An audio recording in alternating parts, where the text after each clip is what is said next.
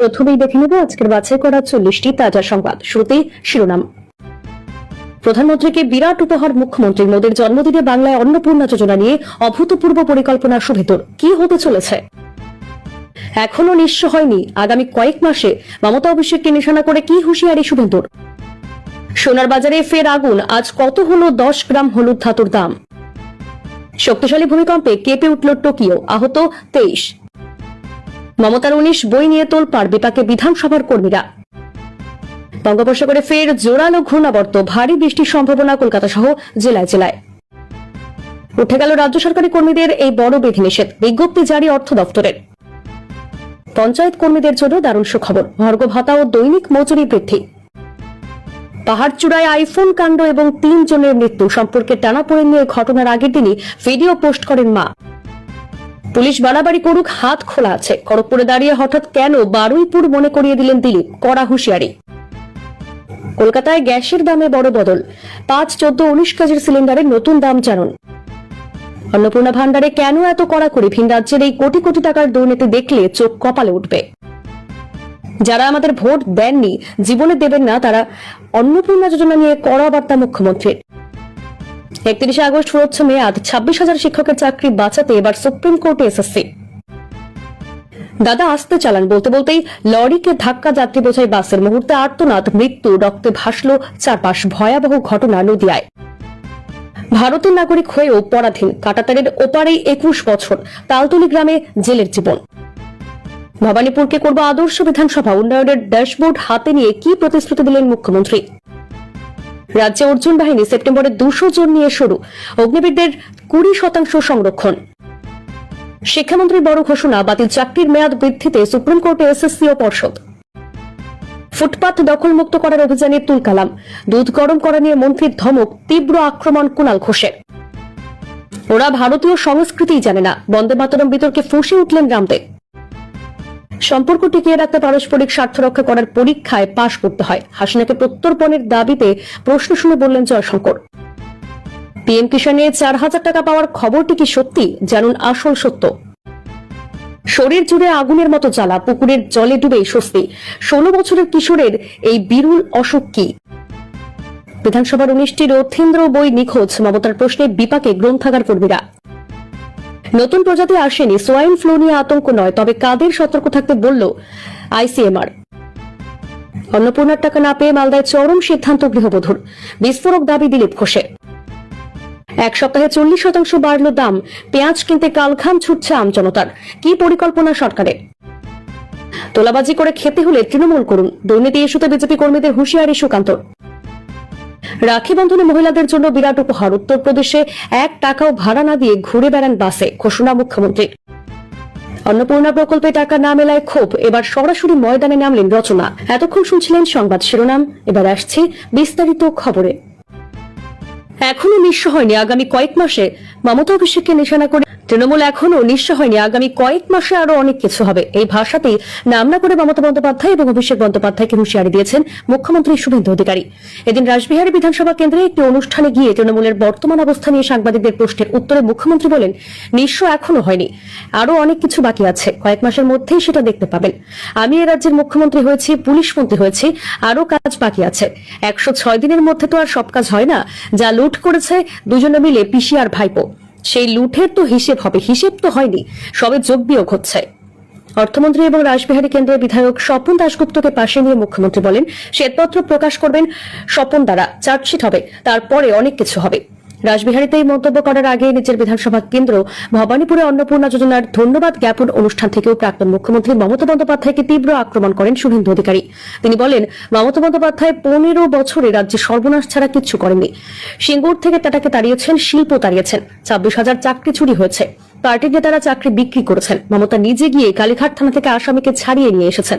আরজিকর থেকে কসবা ল কলেজের মতো অসংখ্য ঘটনা ঘটেছে রাজ্যে। পাবলিক সার্ভিস কমিশন সহ নিয়োগের সব জায়গায় পার্টি ক্যাডারদের বসিয়েছিলেন। ভবানীপুরের সভা থেকে যাদবপুর বিশ্ববিদ্যালয়ে গত বুধবার ঘটে যাওয়া ধুমধুমার কাণ্ড নিয়ে কড়া প্রতিক্রিয়া দিয়েছে মুখ্যমন্ত্রী। যাদবপুর বিশ্ববিদ্যালয়ে জাতীয়তাবাদ প্রতিষ্ঠা করার হুঁশিয়ারিও দেন শুভেন্দু অধিকারী। মুখ্যমন্ত্রীর অভিযোগ, যাদবপুরে বন্দে মাতরম বলতে দেওয়া হয় না, জাতীয় পতাকা তুলতে দেওয়া হয় না। যারা আমাদের ভোট দেননি, জীবনে দেবেন না তারা। অন্নপূর্ণা যোজনা নিয়ে কড়া বার্তা মুখ্যমন্ত্রীর। অন্নপূর্ণা যোজনা নিয়ে বিতর্ক বাড়ছে দিন দিন। অধিকাংশ আবেদনকারী ইতিমধ্যেই ভাতার টাকা পেয়ে গেলেও এবারের বহু যোগ্য বঞ্চিত বলে অভিযোগ। জানিয়ে বিক্ষোভে ফুঁসে উঠছেন বঞ্চিত যোগ্য আবেদনকারীরা। কেন প্রতিশ্রুতি দিয়েও তাদের আর্থিক সাহায্য দেওয়া হচ্ছে না সেই নিয়ে প্রশ্ন তুলতে শুরু করেছেন তারা। এরই মধ্যে অন্নপূর্ণা যোজনা নিয়ে মুখ্যমন্ত্রী শুভেন্দু অধিকারীর অন্নপূর্ণার টাকা নিয়ে কড়া মুখ্যমন্ত্রী। শনিবার এই বিষয়ে মুখ্যমন্ত্রী বলেন, আবেদন করবেন, পেয়ে যাবেন। জুনে 28 লাখ পেয়েছিলেন, জুলাইতে 1,19 লাখ পেয়েছেন, আগস্টে 1,45 লাখ লোককে দিয়েছে। প্রসেস আছে, করবে। এত তাড়াহুড়োর কি আছে? যারা পাওয়ার যোগ্য তারা পাবেন বলে আশ্বাস দিয়েছেন শুভেন্দু। একই সাথে অন্নপূর্ণা যোজনা নিয়ে রাজ্য জুড়ে মহিলাদের যে বিক্ষোভ প্রতিবাদ হচ্ছে সেই নিয়ে মুখ্যমন্ত্রী বলেন, ধৈর্য রাখবেন, যারা পাওয়ার তারা ঠিক পাবেন। যারা আমাদের ভোট দেননি, জীবনে দেবেন না, তারা ওই রাস্তায় চিৎকার করুন আর গড়াগড়ি খান, তাতে কোনো লাভ হবে না। এই সরকার মাথা নিচু করার সরকার নয়। অন্নপূর্ণা যোজনা নিয়ে মুখ্যমন্ত্রী কদিন আগেই বলেছিলেন, যারা যাচাই প্রক্রিয়ার যোগ্য হিসেবে চিহ্নিত হয়েছেন তাদের অ্যাকাউন্টে প্রতি মাসের 10 থেকে 15 তারিখে পেয়ে যাবেন টাকা। যারা যোগ্য হয়েও আবেদন করে টাকা পাননি তাদের জন্য একটি পোর্টাল খোলা হয়েছে সরকার তরফে। সেখানে অভিযোগ জানাতে পারবে সাধারণ মানুষ। উল্লেখ্য, জুন ও জুলাই মাসের প্রথম দিকে অন্নপূর্ণা যোজনার টাকা ছাড়া হলেও অগস্ট মাসে তা হয়নি। যাচাই প্রক্রিয়া চলার কারণে 17 তারিখ থেকে টাকা ঢুকতে শুরু করেছে উপভোক্তাদের অ্যাকাউন্টে। তবে অভিযোগ, এবারেও বহু যোগ্য আবেদনকারী অন্নপূর্ণা যোজনার 3,000 টাকার সুবিধা থেকে বঞ্চিত হয়েছে। জানিয়ে দিকে দিকে চলছে বিক্ষোভ। রীতিমতো উত্তাল হয়ে উঠেছে পরিস্থিতি। মমতার 19 বই নিয়ে তোলপাড়, বিপাকে বিধানসভার কর্মীরা। মহারাষ্ট্র থেকে পশ্চিমবঙ্গ রাজনীতির অন্তরে বই বিতর্ক নতুন নয়। তবে এবার খোদ বিধানসভার গ্রন্থাগার থেকে নেওয়া রবীন্দ্রনাথ ঠাকুরের বহুমূল্য 19টি বই প্রাক্তন মুখ্যমন্ত্রী মমতা বন্দ্যোপাধ্যায়ের জিম্মায় আটকে থাকা নিয়ে শুরু হয়েছে জোর চর্চা।